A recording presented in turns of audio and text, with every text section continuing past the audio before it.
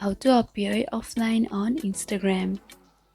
So if you want to appear offline on Instagram even though you're using your Instagram or you're online, then this video might help you. So make sure you watch this video till the end and to subscribe to our channel for more videos like this. Now let's get into the video. So right now I'm at the home page of Instagram, from where you'll be able to explore to various feeds over here. As a first step, you have to tap over your profile at the right bottom corner, and you have to tap over the three bar horizontal line at the right upper corner, and just go for settings and privacy option.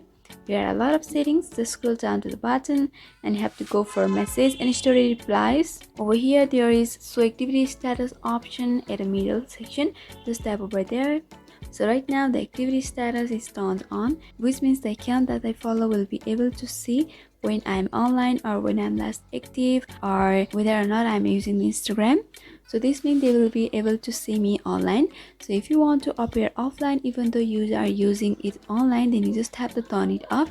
Just tap over this button, and after toggling it off, you will be able to appear offline on Instagram.